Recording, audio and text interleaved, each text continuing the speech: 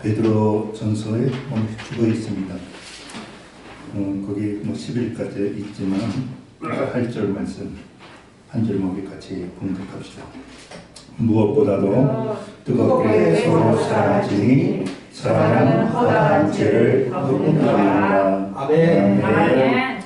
저는 이전에 한번 이 말씀 제가 이렇게 읽는다고 그랬어요. 무엇보다도 뜨겁게 서로 사랑하시니 사랑은 아멘 나올 때까지 내가 한다고. 멀티튜드. 그래 사랑은 한 가지 죄만 덮어주는 게 아니라 모든 죄를 덮어주면서 이뤄간 것이 사랑인 줄로 믿습니다. 아멘. 이 가정과 교회 그리고 나라 정말 다 중요합니다. 어느 것 하나 소중하지 않은 것 없고요. 그런데 좀 차이점이 하나 있습니다. 하나님께서 만드신 제도는 가정과 교회뿐입니다. 이 나라는 인간들이 모여서, 글쎄 우리 모르겠어요. 박혁거세가 이쪽에 오셔서 아니면 단군 할아버지가 오셔서 이 나라를 세웠는지는 모르겠습니다만은 하나님께서는 나라를 세우지 아니하셨습니다만은 가정과 교회는 하나님이 세워주셨습니다.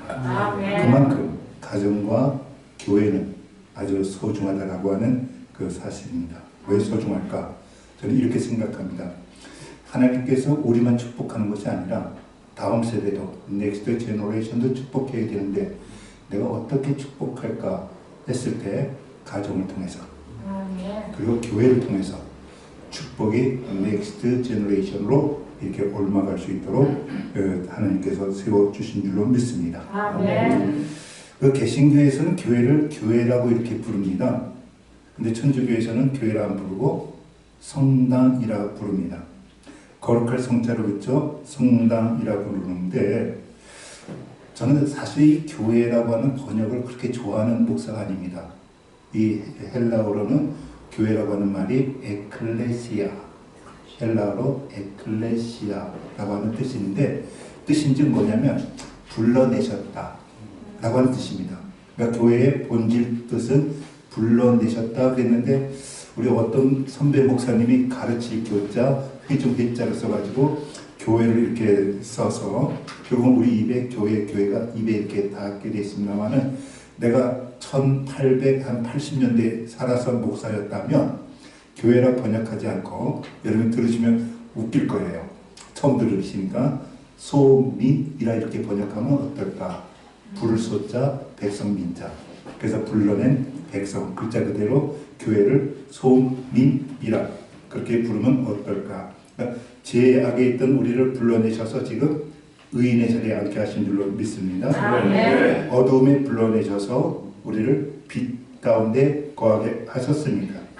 그리고 이전에는 우리가 저주받은 백성이었는데 우리를 불러내시더니 축복의 자리로 세워주신 것, 이것이 교회라고 하는 겁니다.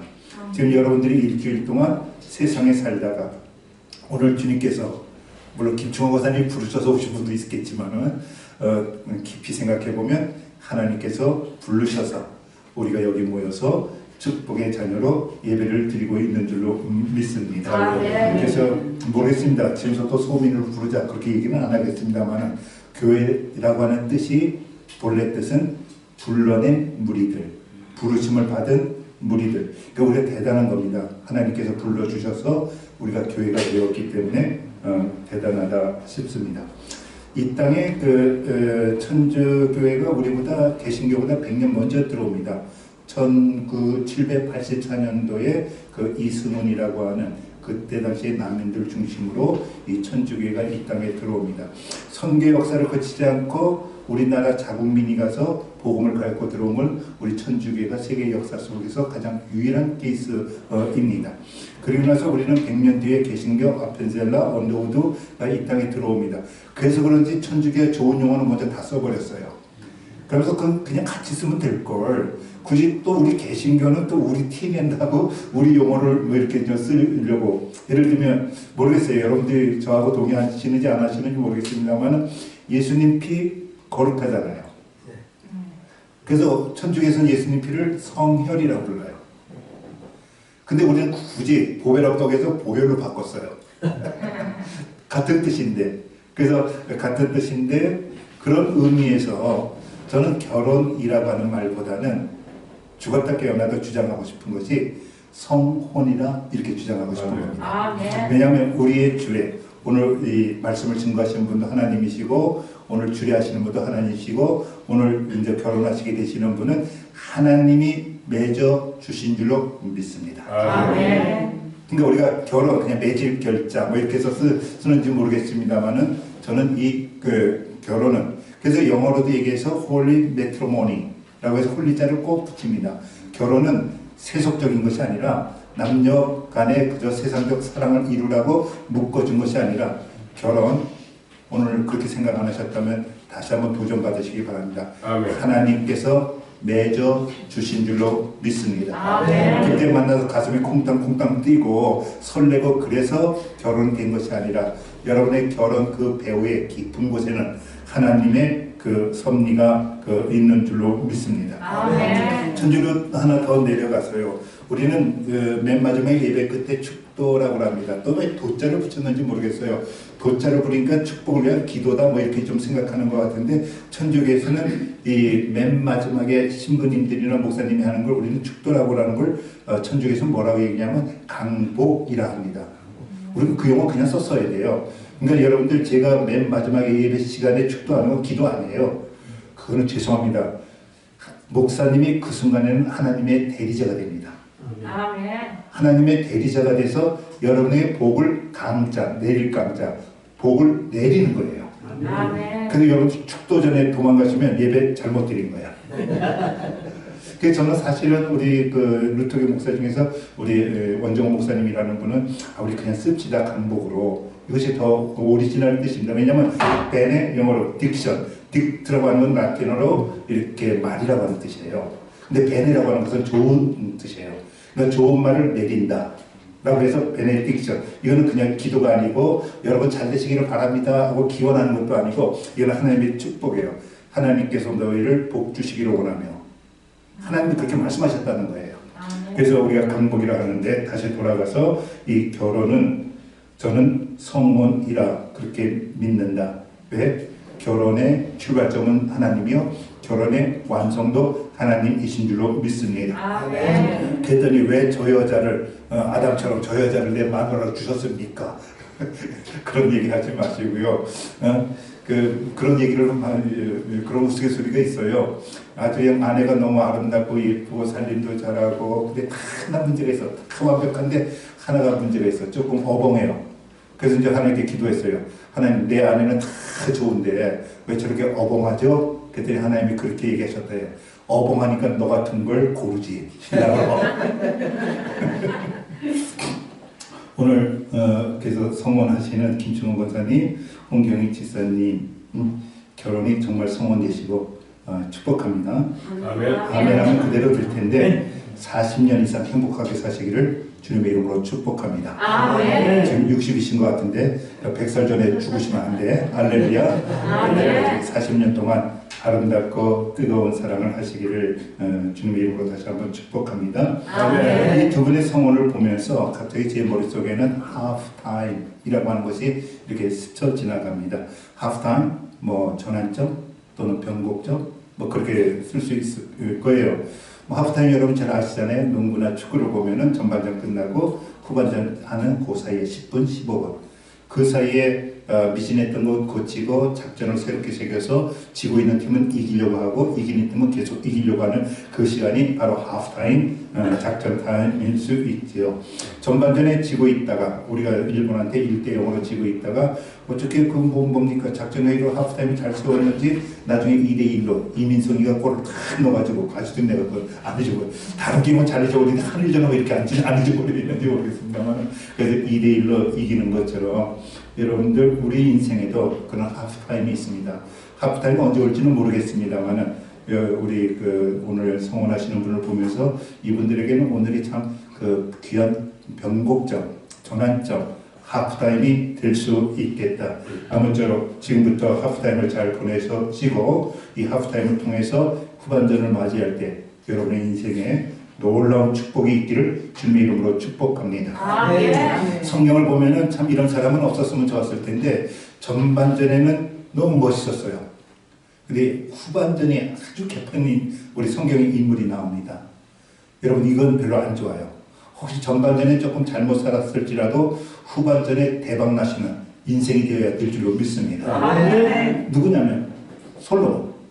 온갖 지혜는 다 갖고 있다가 자식들에게 신앙도 못 물려주고 그래서 솔로몬 다음에 나라가 두 쪽 나잖아. 북이스라엘, 남유다로 갈라서게 되잖아요. 그 전에 얼마나 솔로몬이 세계에서 제일 머리 똑똑하다고 그렇게 썼는데 왜요? 인생 후반전에 누구를 잊어버려? 하나님을 잃어버리니까. 그래서 첩을 갖다 3,000명이나 뒀다는 중 이런 짓거리 하니까. 그러니까 인생 말로가 아주 후반전이 굉장히 나빴어요. 또 한 사람 머릿속에 쏙 지나가는데 삼손이 얼마나 힘이 셌어요. 삼손 이름이 영어로 너무 멋있어요. 선샤인. 태양처럼 빛나다. 그런데 전반전에 삼손이 그렇게 열심히 할 때 성령이가 동행하더니 맨 마지막에 여자의 유혹에 넘어가서 그가 인생을 갖다 눈 뽑히고 그 속아 끓어야 될 구루마 끓고 그렇게 해서 인생을 참 비참하게 보내는 걸 보면서 여러분 우리 인생은요 전반전보다는 후반전이 더 아름다워야 될 줄로 믿습니다. 근데 성경 대부분의 사람들이 후반부니까 참 멋있는 사람들을 성경에 잘 소개하고 있어요. 예를 들면은 모세 전반부에 물론 왕자였어요. 근데 중간에 미디안 광야에서 40년 보내요. 근데 그 다음에는 민족을 이끌어내는 지도자로 하나님께서 쓰시는 걸 보면서 입다라고 사사가 있어요. 여러분 잘 모르셔도 괜찮아요. 사사였는데 이 서자예요. 홍길도 맡은 사람이에요. 본부인이 아니라 둘째 부인에게 난 것이 입다였는데 그래서 이 친구가 출세를 못하니까 깡패들하고 어울려 살았어요. 성경이 그대로예요. 입다가. 근데 나라가 어려워지니까 사람들이 와서 그를 장군으로 세워서 입다처럼 훌륭한 장군이 없었어요. 인생 후반전에 대박난 케이스가 입다입니다. 다윗 말하면 뭐예요? 8번째 아들로 태어나가지고 8번째 아들로 태어나가지고 사무엘이 네 아들 중에서 왕 세워줄 거야 그랬더니 너희 아버지도 다윗은 안 보여줘요. 그 무지랭이가 무슨 왕이 되겠어. 그러면서 7 형들만 다 보여주는 거예요. 근데 사무엘 선지자의 마음에 감동이 없어요.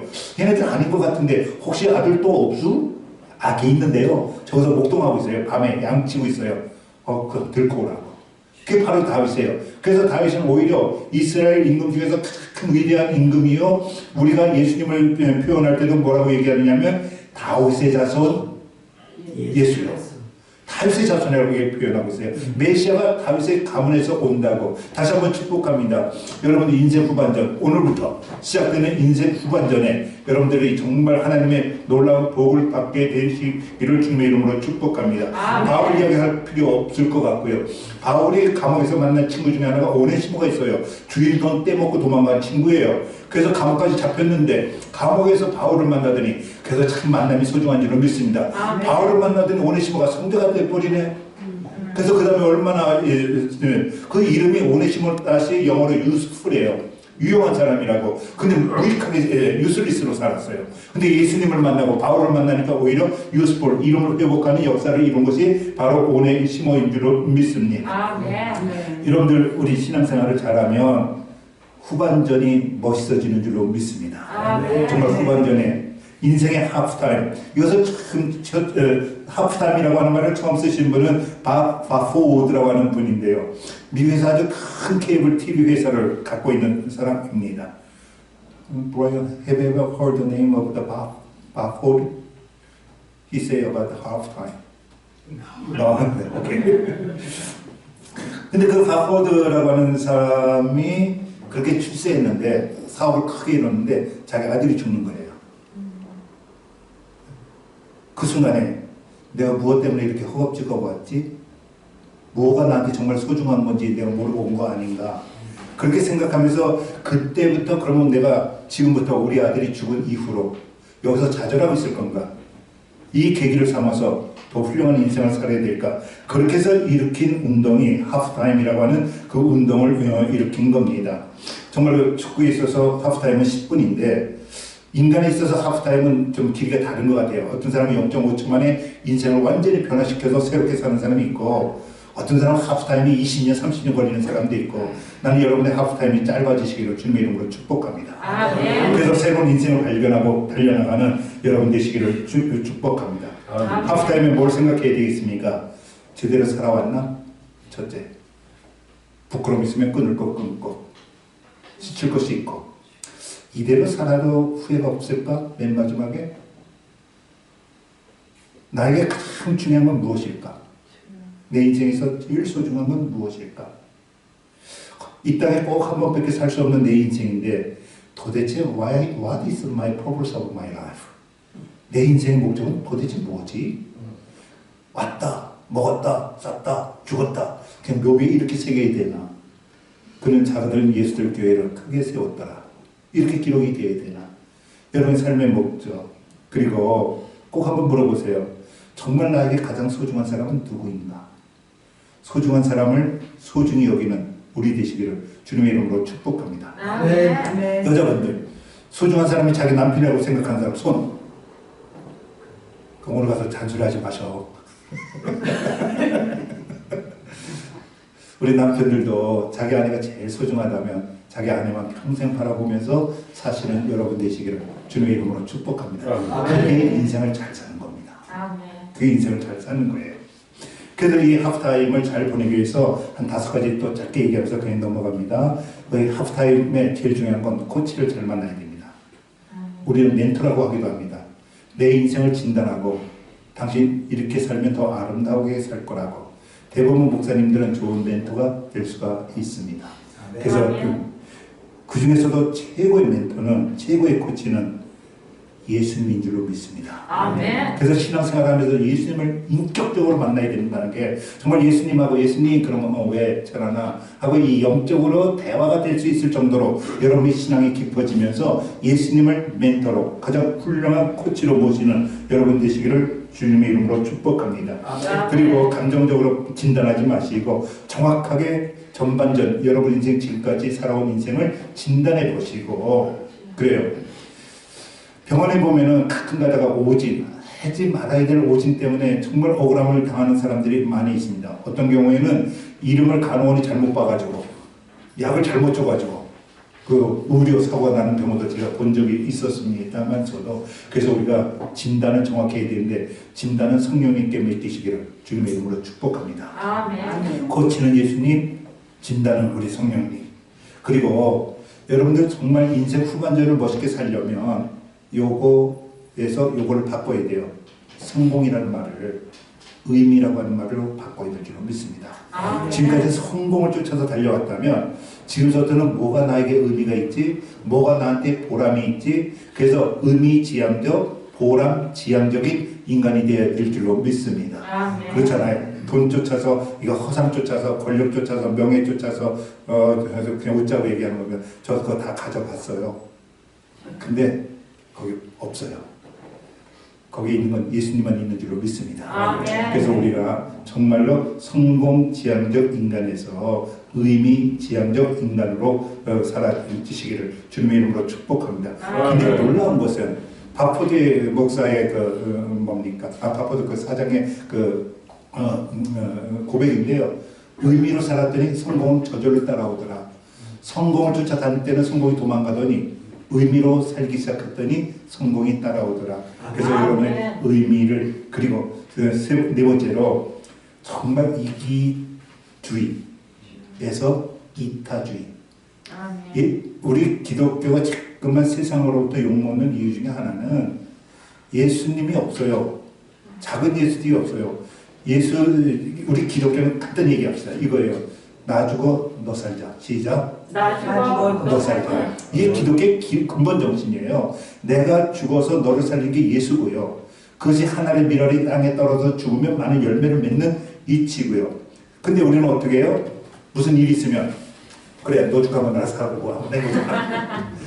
우리나라 문화는 반대로 얘기하고 있어요. 너 죽고 나 살자고. 그래서 우리가 기독교인이 천만이라 하면서도 이렇게 어려움을 당하고 있는 것은 그래요. 내가 죽겠다. 너는 살아야 된다고. 예? 그럼 정말 이기주의에서 이타주의로 이 하프타임을 보내시고 후반전에는 그렇게 사시고 그리고 결론적으로 말하면은 내 뜻보다 하나님 뜻을 구하세요. 하나님 당신의 뜻이 뭡니까? 나를 통해서 무엇을 이루고 싶어 하십니까? 그래서 하나님 뜻을 구하는 그래요. 두 가지 인간형이 있다고 그래요. 하나는 표류하는 인간형, 하나는 항해하는 인간형. 똑같아 어려워요. 그 어려움 속에 한 사람은 표류를 하고 근데 그 어려움인데 똑같은 어려움인데 똑같은 파도인데 한 사람은 항해를 해요. 어려움을 뚫고 자기가 목표를 이룬 거기에 키를 갖고 나가는 여러분에게 묻습니다. 여러분은 표류하시는 인간이에요? 아니면 항해하시는 인간이에요? 여러분 항해하시기를 예수님 손잡고 표대를 손에 잡고 달려나가시는 여러분 되시기를 주님의 이름으로 축복합니다. 아멘. 그래서 이제 결혼으로 돌아옵니다. 우리 이렇게 시작했어요. 결혼은 성혼이다. 그리고 두 번째로 여러분에게 말씀드린 게 뭐냐면 이제 여러분들이 아마 특히 우리 두 분을 생각하면서 인생 후반전이라고 하는 걸 여러분에게 말씀드렸습니다. 이제 결혼에 대해서 말씀드리려고 합니다. 독일 속담 결혼은 쉽고 가정은 어렵다. 이런 말이 있습니다. 결혼은 쉽고 가정은 어렵다. 동의하시나요? 네. 러시아 교원 중에도 전쟁에 나갈 때는 한 번 기도하고 바다에 고기를 잡으러 갈 때는 2번 기도하고 결혼하기 전에는 3번 기도해라. 이만큼 결혼이 어렵다라고 하는 것입니다. 그래서 이 결혼을 성공하려면 세 가지 원칙을 제공합니다. 첫째, 아가페 사랑입니다. 아멘. 에로스 사랑은 남녀간의 사랑이고요. 우리 기독교 부부는 그 넘어서야 됩니다. 아가페 사랑, unconditional love, 무조건 주는 사랑. 그래서 우리가 어떤 소설 이렇게 이야기 보면은 가시고기 나무 이런 거 보면 여러분 감동하잖아요. 그래요. 아낌없이 주시는 것이 잘 사는 겁니다. 아멘. 아낌없이 주는 것. 그래서 아가페의 사랑으로 이 사랑이 있게 되시기를. 어쨌든요, 에로스 사랑은 냄새납니다. 왜냐하면 조건 때문에 사랑했기 때문에 그 사람의 조건 때문에 나는 좋아. 이거 다 물리치시기를 바랍니다. 나는 그냥 좋아. 이렇게 됩니다. 그냥 좋고 그냥 사랑스럽고 예쁘기 때문에 부자이기 때문에 그런 거 상관없어요. 내 님은 그냥 내 님이에요. 비가 와도 내 님이고 바람 불어도 내 님이고 어려운 속에서 더 빛나는 사랑이 되시기를 주님의 이름으로 축복합니다. 아멘. 두 번째로 아까 말씀드린 대로 이타주의, 타자를 위한 결혼이 되어야 됩니다.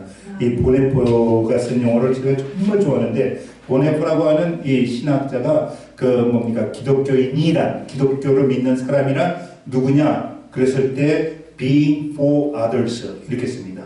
being for others. 그걸 어려운 말로 타자를 위한 존재 이렇게 되어 있는데 여러분들 결혼이라는 것은 아내를 위해서 내가 죽을 수 있어야 됩니다. 아멘. 남편을 위해서 내가 죽을 수 있는 것이 결혼입니다. 아멘. 아주 굉장한 도전입니다. 아멘. 그래서 여러분들 첫 번째 아가페 사랑하시고요. 두 번째 정말로 타자를 위한 존재, 이타주의적인 아내를 위해서 내 생명까지도 바칠 수 있는 그런 거룩한 사랑을 하시기를 주님의 이름으로 축복합니다. 그리고 마지막으로 결혼하는 건 몰라도 성원에서는 이거는 하나님이 짝지어 주신 것이기 때문에 여러분 절대 헤어져서는 안 됩니다. 검은 머리 팥불이 되도록 하나님이 짝지어진 것을 인간이 갈라놓을 수 없다라고 하는 겁니다. 그래서 끝까지 행복에 도전하시고 끝까지 행복을 쟁취하시는 여러분 되시기를 주님의 이름으로 축복합니다. 그러려면 힘이 있어야 돼요. 결혼을 지탱할 수 있는, 결혼을 사랑할 수 있는 그 힘은 성령에게서 오는 줄로 믿습니다. 아멘. 성령을 얘기할 때마다 꼭 영어로 이렇게 합니다. The power of the Holy Spirit. 다른 데는 그렇게 안 붙여요. Almighty가 뭐 이렇게 얘기하고요. Loving가, Love Jesus 뭐 이렇게 얘기하는데 꼭 성령 앞에는 The power of Holy Spirit. 그러니까 성령께서 우리에게 힘을 주시는 줄로 믿습니다. 아멘. 그래서 정말로 부부지간에 기도도 하고 손도 잡고 성령께서 의지함으로 세 가지 원칙입니다. 아가페 사랑으로, 이타적인 사랑으로, 그리고 성령 그리고 내 생명이 닿을 때까지 절대 갈라서는 건 안 된다. 그래서 사실은 여러분 되시기를 주님의 이름으로 축복하고 특별히 오늘 너무너무 제가 행복합니다. 우리 두 분 만난 것도 행복하고 두 분이 이렇게 뒤늦게 서로 좋은 짝을 찾은 것도 너무너무 행복하고 두 분이 또 찬양을 너무 잘해요. 할렐루야. 그래서 얼마나 행복한지 오늘 11월 29일이 정말 우리에게도 우리 두 분에게도 영원히 잊혀지지 않는 좋은 하프타임이 되시기를 주님의 이름으로 축복합니다.